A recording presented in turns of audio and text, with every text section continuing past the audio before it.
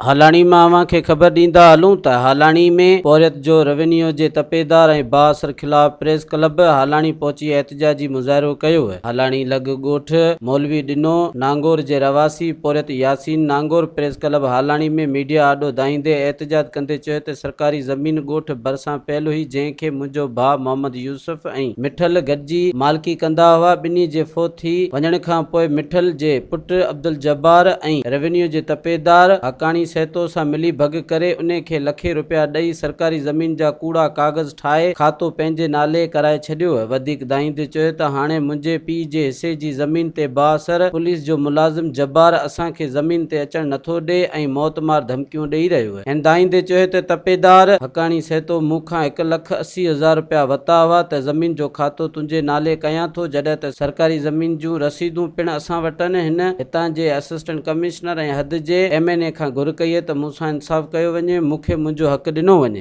मसइलो इहो आहे त मां यासीन नागौर ॻाल्हायां थो।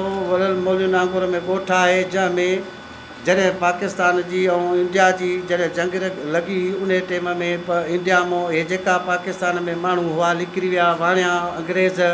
उन खां बाद में ज़मीन हिते दरिया हो, उन में असां मूं जे वाल साहब मोहम्मद यूसुफ मिठल नागौर जेको आहे उते जंग कढी ज़मीन आबाद कई, जंहिंमें असां वटि कागज़ सॼो प्रूफ आहे। अधु ज़मीन मुंहिंजे वाल साहब जे नाले ते आहे, अधु मिठल जे नाले ते आहे।